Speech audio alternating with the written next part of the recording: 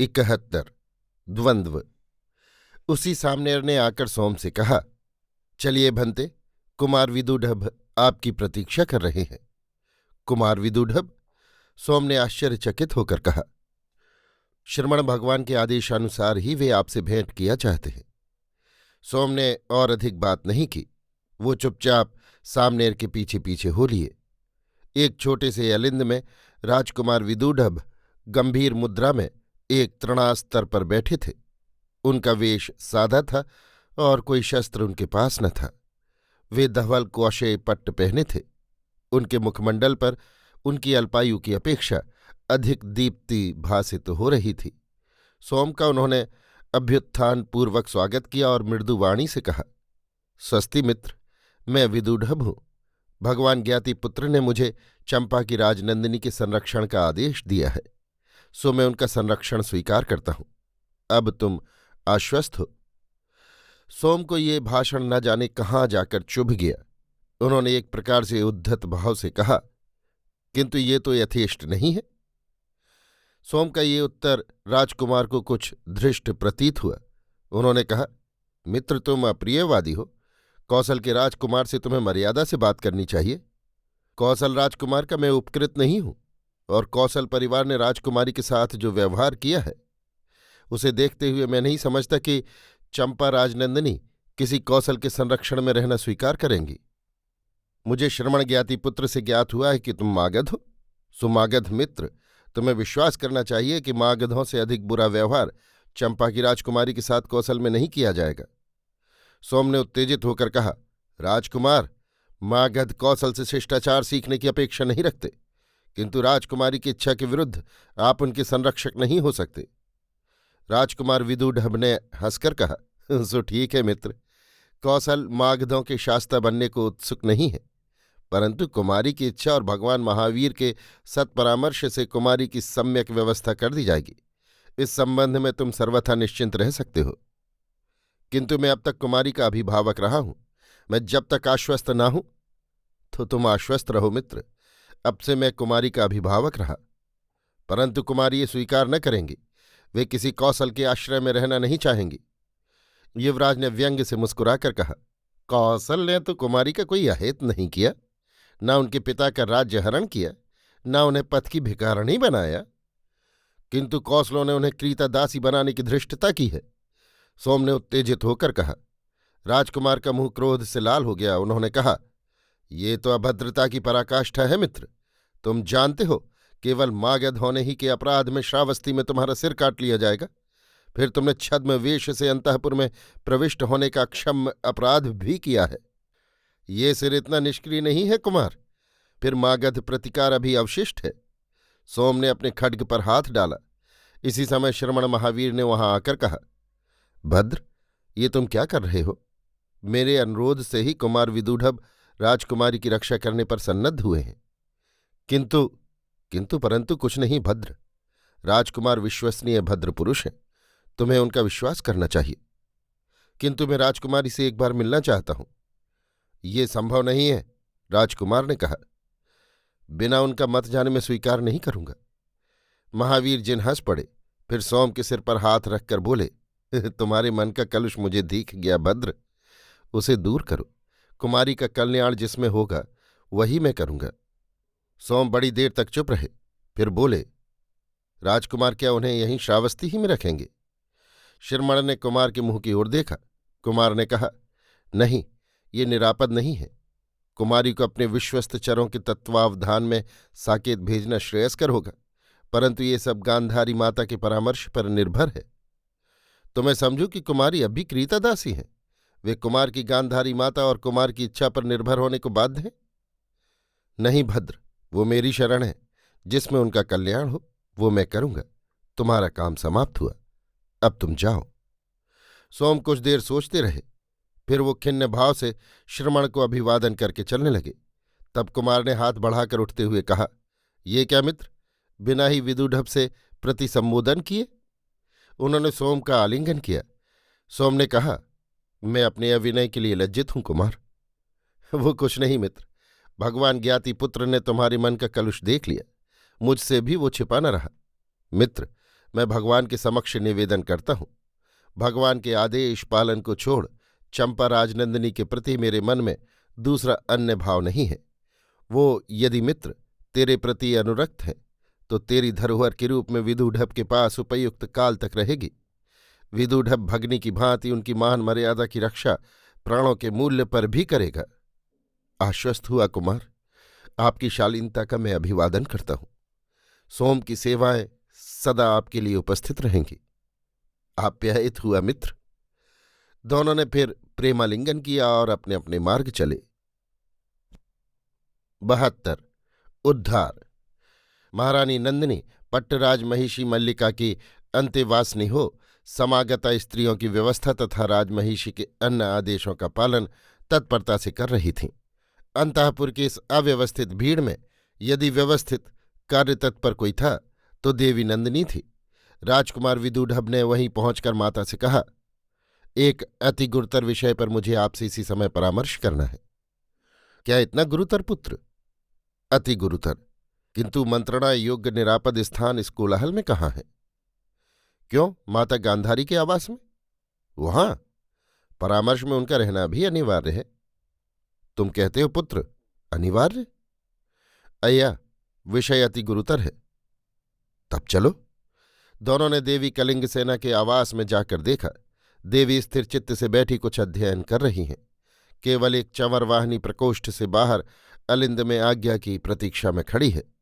कलिंग सेना ने देवी नंदिनी का अभ्युत्थान पूर्वक स्वागत किया। विदूढ़ ने अभिवादन किया। कलिंग सेना ने हंसकर दोनों से कहा, स्वागत बहन, स्वागत जात। इन अनवकाश में अवकाश कैसे मिला? निमित्त से आइए। विदूढ़ ने बात न बढ़ाकर कहा। तो निमित्त कहो जात। गांधारी रानी ने आशंकित होकर कहा, एक दुष्कर्म रोकना होगा, आइए। दुष्कर्म? हाँ आइए। कह जात। राजमहिषी ने विवाहोपलक्ष्य में महाराज को भेंट देने के लिए एक दासी मोल ली है।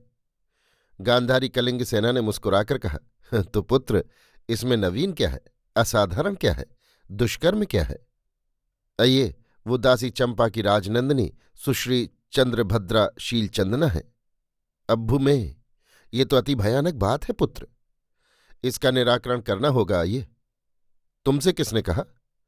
श्रमण भगवान महावीर ने। कुमारी कहाँ है भद्र? दक्षिण हर्म के अंतः प्रकोष्ठ में। तब चलो हला, राजकुमारी को आश्वासन दे। किंतु करणीय क्या है बहन? कुमारी से कौशल राजकुल को क्षमा मांगनी होगी, परंतु उसकी रक्षा? क्या महिषी देवी मल्लिका सब जान सुनकर भी राजनंदिनी को दासी भाव से मुक्त न करेंगी? हो सकता है, पर पिताजी से आशा नहीं है, इसलिए अभी उन्हें तुरंत श्रावस्ती से बाहर गोपनीय रीत से भेजना होगा। पीछे और बातों पर विचार होगा। तो जा तू व्यवस्था कर, तब तक हम राजनंदिनी को आश्वासन देंगे। मैंने अपना लघु पोत तैयार करने का आदेश दे दिया है तथा 50 विश्वस्त भट्ट उस पर नियत कर दिए हैं। पोत उन्हें अति गोपनीय भाव से साकेत ले जाएगा। वहां राजनंदिनी सुखपूर्वक गुप्त भाव से रह सकेंगी। मैं अपने गुरुपद ब्राह्मण बंधु को सब व्यवस्था करने को लिख दूंगा। तो ऐसा ही हो जात, व्यवस्था करो। परंतु आइए, आपको 2 काम एक मुहूर्त में करने हैं। महालय के वाम तोरण पर शिविका उपस्थित है, वहां अत्यंत गुप्त भाव से राजनंदिनी पहुंच जाए। ये हो जाएगा। और राजनंदिनी के लिए 10 विश्वस्त दासियां आप तुरंत तट पर भेज दें। पोत 2 मुहूर्त में चल देगा। गांधारी कलिंग सेना ने कहा, ये भार मुझ पर रहा जात, ये सब व्यवस्था हम कर लेंगे, तुम अपनी व्यवस्था करो। चलो हला, हम चलकर राजनंदिनी का अभिनंदन करें।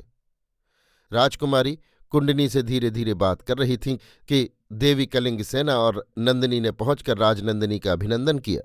कुमारी दोनों को देखकर ससंभ्रम उठ खड़ी हुई। कलिंग ने उन्हें अंक में भरकर कहा, शुभे राजकुमारी, मैं ही हतभाग्या कलिंग सेना हूं, जिसके कारण तुम्हें ये भाग्य विडंबना भी सहनी पड़ी है। ये युवराज विदूढ़ की माता महारानी नंदिनी देवी हैं। हम दोनों कौशल वंश की ओर से तुमसे क्षमा प्रार्थना करती हैं और आश्वासन देती हैं कि अब तुम्हारा कष्ट दूर हुआ। श्रमण महावीर के आदेश से कुमार विदूढ़ ने तुम्हारा संरक्षण ग्रहण किया है और अभी एक मुहूर्त में तुम्हारा यहां से उद्धार हो जाएगा बहन। मैं अपनी 10 विश्वस्त दासियां तुम्हें अर्पण करती हूं। भगवान महावीर जैसा कहेंगे वैसा ही किया जाएगा।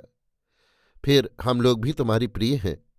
हला, अब शोक त्यागो और हमारे साथ चलो, परंतु यहां से तुम्हारा अभिगमन अत्यंत गुप्त होना चाहिए। इसलिए सौम्य, वाम तोरण तक तुम्हें अवगुंठन में पांव प्यादे चलना होगा। राजकुमारी रोती हुई कलिंग सेना से लिपट गई। रोते रोते उसने कहा, भद्रे, मैं कैसे आपका और देवी नंदिनी का उपकार व्यक्त करूं? ओह, ये आशातीत है। नहीं नहीं सौम्य, अब चलो। अब कुंडनी की ओर राजनंदिनी ने आंख उठाकर देखा। उस रूप की ज्वाला की ओर अभी दोनों रानियों ने ध्यान ही नहीं दिया था। अब उसे देखकर कहा, तुम कौन हो भद्रे? मैं कुमारी की एक सेविका हूं। कुमारी ने कहा, ये मेरी प्राण रक्षिका है, एक और व्यक्ति भी है। कहते कहते कुमारी का मुंह लाल हो गया। कुंडनी ने आगे बढ़कर उन्हें प्रणाम करके कहा, मेरा अपराध क्षमा हो भद्रे। मैंने छद्म वेश में अंतःपुर में प्रवेश कर कुमारी को सहायता दी है। मैंने ही श्रमण महावीर को सूचना भेजी है, जिससे राजकुमारी आपकी कृपा प्राप्त कर सकी। तो शुभे, आपत्ति नहीं, पर अब कहाँ जाओगे? राजनंदिनी के साथ तो रहना नहीं हो सकेगा। नहीं आइए, मैं राजकुमारी के साथ नहीं जाऊंगी। मेरा कार्य समाप्त हो गया। राजनंदिनी की रक्षा हो गई, तो कुमारी अब विदा।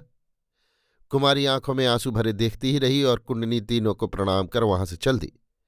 कुछ देर के बाद राजकुमारी को अत्यंत प्रच्छन्न रूप में शिविका में पहुंचा दिया गया और वे यथासमय साकेत सुरक्षित पहुंच गईं। 73 प्रसेनजित का कौतूहल। देवी कलिंग सेना से वृद्ध महाराज प्रसेनजित का विवाह निर्विघ्न संपन्न हो गया। देवी कलिंग सेना ने विरोध नहीं किया। सारे कार्य सुचारू रूप से हो गए। गांधार राज ने ब्याह के यौतुक में बहुत सा धन भेंट किया। किंकणी जाल मंडित 4 घोड़ों के ब्याह सारथी सहित 100 रथ, मथुरा की 1 सहस्त्र बछड़े वाली दुधारू गौएं, सुवर्णाभरण से अलंकृत वायुवेगी अजानिये 100 अश्व और वायुवेगी 100 खच्चर, स्नान खानपान और उत्सव के समय सेवा करने में शिक्षिता गौरांगी, सुवेशनी, सुकेशनी, सुप्रभा, रत्नाभरण भूषिता तरुणी, सुंदरी 100 यवनी दासियां, बहुत से सधे हुए बाहलिक देश के अश्व, बहुमूल्य प्रावार, कोशेय प्रावार, कोजव, क्षौम, क्षौम मिश्रित कंबल, शाण, भंग आदि विविध वस्त्र और स्वर्ण के रत्न जटित ढेर के ढेर आभूषण दिए। महाराज ने भी गांधारजनों को दान मान सत्कार से विदाई दी, परंतु यज्ञ की धूमधाम में महाराज को कलिंग सेना से मिलने का अवकाश ही नहीं मिला। बहुत चाहने पर भी न मिला। अधिकृत भेंट की क्रीता दासी के महल से अकस्मात पलायन करने की सूचना महाराज के कानों में पहुंची। बहुत यत्न खोज करने पर भी उस दासी के संबंध में कोई नहीं बता सका कि वो राजमहालय के प्रबल अवरोध में से कहाँ चली गई। तब महाराज को भी इसके संबंध में कौतूहल हुआ और महाराज यज्ञ में दीक्षित होने पर भी अनियमित रूप से एक दिन रात्रि को देवी कलिंग सेना के प्रासाद में पधारे। देवी कलिंग सेना ने अभ्युत्थान पूर्वक महाराज का सम्मान किया। यथोचित आसन पर बैठने पर महाराज ने कहा, शुभे कलिंग, कौशल के राजमहालय में तुम्हारा स्वागत करने मैं अब से प्रथम नहीं आ सका, इसका मुझे खेद है। महाराज के अमात्यों, भृत्यों और राजपौर जानपद सभी ने मेरा यथेष्ट स्वागत किया। महाराज, मैं इसके लिए आपकी कृतज्ञ हूं और इसलिए भी कि आपने मात्र मुझ सगण्य नारी ही से संतुष्ट होकर उत्तर गांधार के लिए सुदूर पूर्व का वाणिज्य द्वार खोल दिया। महाराज, आप जानते ही हैं, बिना सुदूर पूर्व के वाणिज्य के हमारा गांधार जानपद जी ही नहीं सकता। महाराज ने हंसकर कहा, पर यह कैसी बात सुश्री कलिंग कि तुम इस राजनीति में अपने मूल्य का अंकन करती हो? निस्संदेह महाराज, वो कथनीय नहीं है। नाना कलिंग, ऐसा नहीं, मैं तुम्हें समझ गई। महाराज मुझे बहुत चाहते हैं।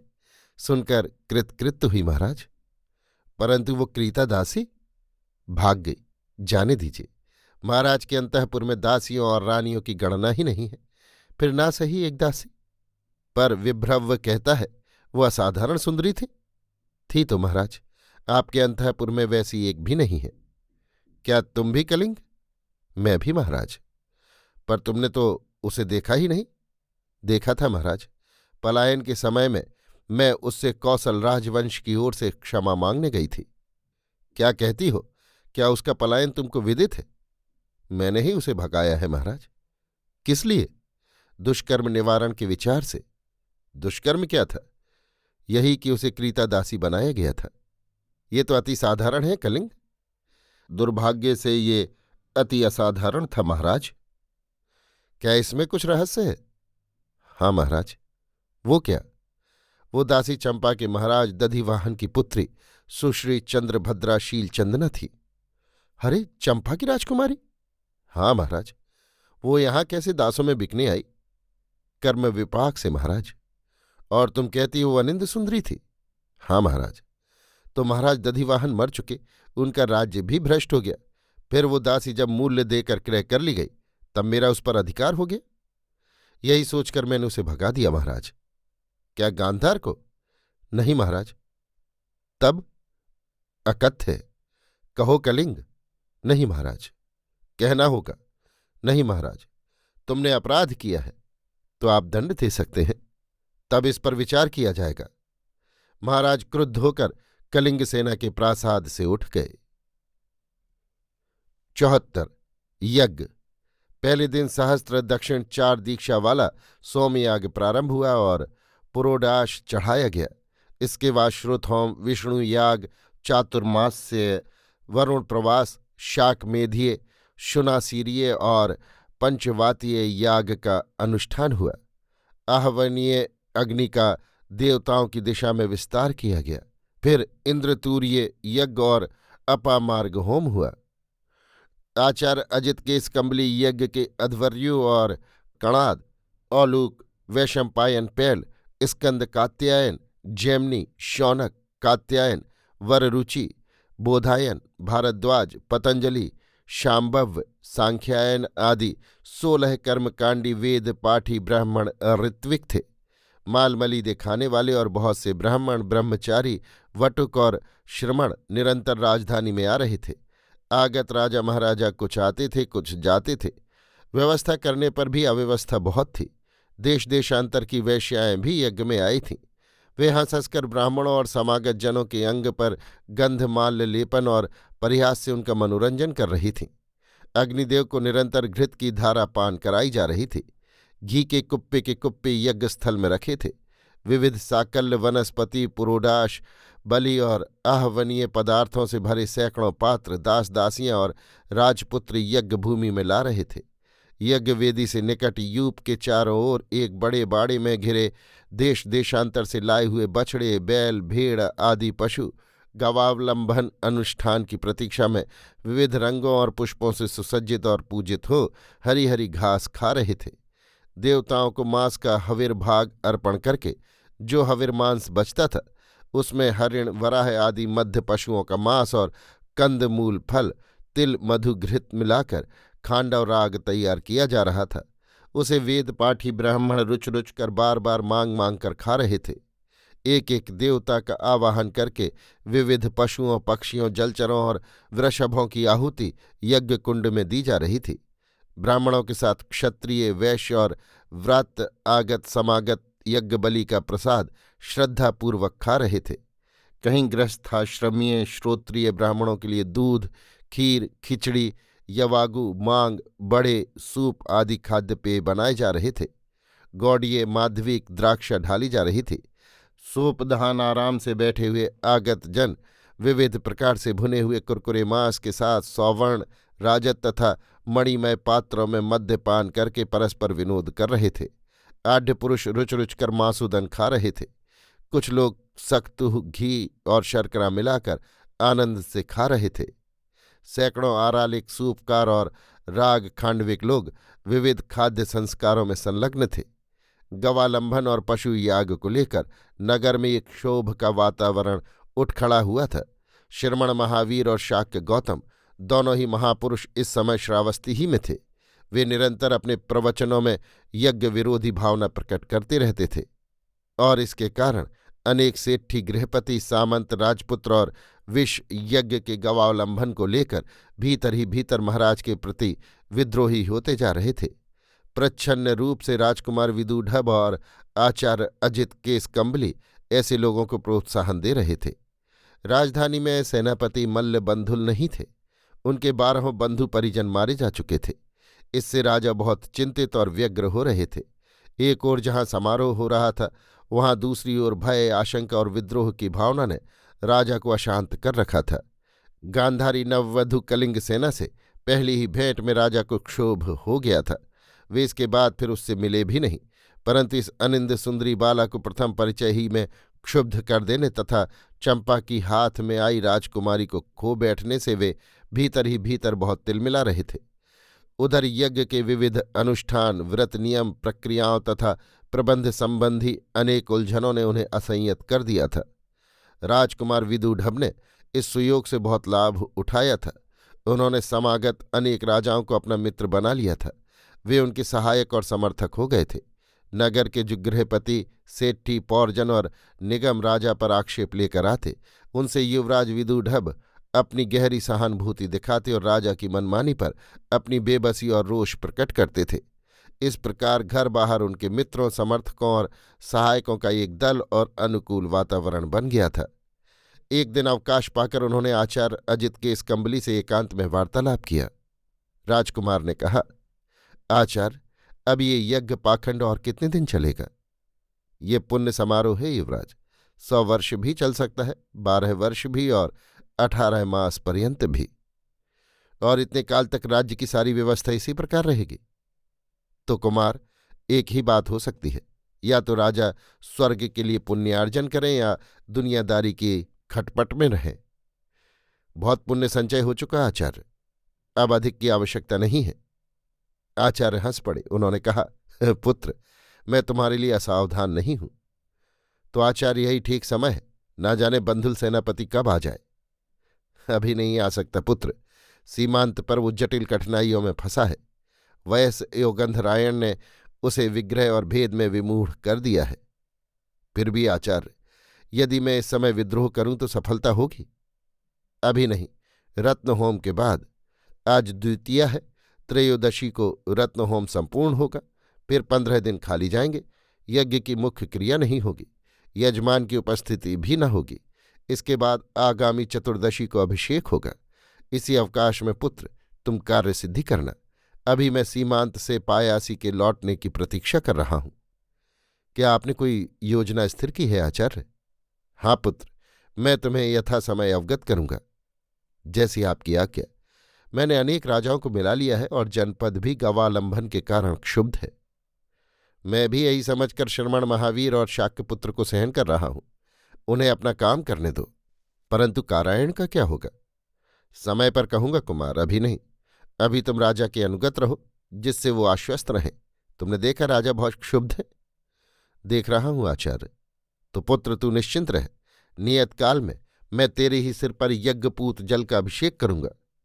तो आचार्य, मैं भी आपका चिर अनुगत रहूंगा। ये कहकर राजकुमार विदूढ़ ने आचार्य को प्रणाम कर विदा ली। 75 राजनंदिनी। साकेत के सर्वसाधन सुलभ प्रासाद में राजनंदिनी चंद्रप्रभा सुख से रहने लगी। उसके लिए सुख के जितने साधन कौशल राजकुमार प्रस्तुत कर सकते थे, उन्होंने यत्नपूर्वक कर दिए। उन्होंने यद्यपि राजकुमारी की केवल एक झलक भर नौकारूढ़ होते समय देख पाई थी, पर उसी से उनका सुप्त तारुण्य सहस्त्र मुख से जागृत हो गया। परंतु राजकुमार विदूढ़ चरित्रवान पुरुष थे। उन्होंने मागध मित्र से जो शब्द कहे थे, उनका मूल्यांकन करना वो जानते थे। उन्होंने यत्नपूर्वक अपने को राजकुमारी से तटस्थ रखा, फिर भी उनका मन रह रहकर विद्रोह करने लगा। वे राजकुमारी को विविध सुविधाएं, सुख साधन और मनोरंजन के साधन प्रस्तुत करने में हार्दिक आह्लाद की अनुभूति करते रहे, परंतु बहुत इच्छा होने पर भी उन्होंने राजनंदिनी को देखने की चेष्टा नहीं की। यद्यपि इसमें एक ये भी कारण था कि यज्ञ की उलझनों और अपनी अभिसंधि के ताने बाने में वे बुरी तरह उलझे हुए थे। राजनंदिनी के साथ जो 10 यवनी दासियां गांधारी कलिंग सेना ने भेजी थीं, वे बड़ी चतुर थीं। उन्होंने विविध नृत्य, गान, विनोद और कौतुक प्रदर्शन से कुमारी का अच्छा मनोरंजन किया। क्षण भर को कुमारी यहां आकर अपनी विपन्न अवस्था को भूल गईं, परंतु सोम की स्मृति अब उन्हें अधिक संतप्त करने लगी। दिन दिन उन्हें सोम का वियोग असह्य होने लगा, परंतु उन्हें विश्वास था कि सोम उनके निकट है और उन्हें प्राप्त करने में अब कोई बाधा नहीं होगी। इसी विचार से वो प्रहर्षित थीं। सोम और कुंडिनी ने भी प्रच्छन्न भाव से साकेत तक राजनंदिनी के साथ ही यात्रा की थी और एक सुयोग पाकर कुंडिनी प्रासाद में जा कुमारी से मिली भी। कुंडिनी को देख कुमारी अत्यंत आनंदित हुई। उसका बहुविध आलिंगन करके उन्होंने विविध प्रश्न किए, पर कुंडिनी ने वाक्छल और चांचल्य से उन्हें तंग करने के बाद बताया कि सोम भी साकेत में है और कुमारी को देखना चाहते हैं तथा उनका भी प्रेमावेश कम नहीं है। यद्यपि यहाँ सोम के आने में कोई बाधा नहीं थी, फिर भी लज्जावश कुमारी ने सोम से छिपकर मिलना नहीं स्वीकार किया। उन्होंने बहु तरह से सोम की चर्चा की और फिर साहस करके कुंडिनी से कहा, सखी, उनसे कहो वे भगवान महाश्रमण से मिलकर अपने मन की बात कह दें, फिर वे जो कुछ आदेश दें। कुमारी की इच्छा जानकर सोम और कुंडिनी श्रावस्ती आए। आकर सोम ने श्रमण महावीर से फिर साक्षात्कार किया। श्रमण महावीर ने बहुत देर मौन रहकर कहा, भद्र सोम, अपने हित के लिए तुम उनसे अभी दूर रहो। यथा समय में कर्तव्य प्रदर्शन करूंगा। सोम श्रमण महावीर की बात से बहुत निराश हुए। उन्होंने हठ करके श्रमण की इच्छा के विपरीत कुंडिनी को फिर साकेत भेजा। उसने कुमारी से साक्षात कर श्रमण महावीर का अभिप्राय यथारूप से कहा। कुमारी ने सुनकर कहा, तो हाला कुंडिनी, जैसी भगवान महाश्रमण की इच्छा है वैसा ही हो। तुम सोमभद्र से कहो कि जब तक आदेश न हो वे यहाँ न आए। यथा समय महाश्रमण स्वयं आदेश देंगे। सोम कुंडिनी से कुमारी का ये उत्तर पाकर निराश और उदास रहने लगे, परंतु सेनापति उदाई ने उन्हें कुछ आवश्यक आदेश दिए थे। वो उनके पालने में कई दिन तक बहुत व्यस्त रहे और एक प्रकार से उन्होंने कुमारी का ध्यान ही न किया, परंतु अवसर पाते ही वो साकेत गए और राजकुमारी से भेंट की। उस समय कुमारी ने श्वेत पुष्प गुच्छों का श्रृंगार कर श्वेत कौशय धारण किया था। सोमप्रभ को देखते ही उनके नेत्र हंसने लगे। सोम ने अनुताप के स्वर में कहा, संयत न रह सका राजनंदिनी, महाश्रमण के आदेश के विपरीत आने का दुस्साहस मैंने किया है। ये तो ठीक नहीं हुआ प्रियदर्शन, परंतु मैं क्या करूं कुमारी, तुम्ही ने इस अकिंचन को बांध लिया। प्रिय, ऐसा अधैर्य क्यों? भगवान महाश्रमण जानेंगे तब। प्रिय, तुम कह दो कि तुम मेरी हो, फिर मैं भगवान महाश्रमण के प्रति अपराध का प्रायश्चित कर लूंगा। और यदि मैं कुछ न कहूं तो? कुमारी ने हाथ से छिपाते हुए कहा। सोम ने 2 चरण आगे रख कुमारी का अंचल हाथ में ले घुटनों के बल बैठ चूम लिया। उन्होंने कहा, प्रिय चारुशीले, तुमने मुझे आप्यायित कर दिया। मैंने तुम्हारे नेत्रों में पढ़ लिया। तो भद्र, मुझे भी आप्यायित करो। कहो प्रिय, मुझे क्या करना होगा? अब बिना महाश्रमण की आज्ञा लिए यहां मत आना भद्र। ओह, ये तो अति दुस्सह है। सो क्या तुम्हारे ही लिए प्रिय? तो प्रिय, मैं सहन करूंगा। यही उत्तम है, धर्मसम्मत है, गुरुजन अनुमोदित है। सोम प्रियदर्शन, अब तुम जाओ। कोई दासी हमें साथ देखे ये शोभनीय नहीं है। जैसी राजनंदिनी की इच्छा। सोम बार बार प्यासी चितवनों से कुमारी को फिर देखते हुए वाटिका से निकले और शीघ्र श्रावस्ती की ओर चल दिए।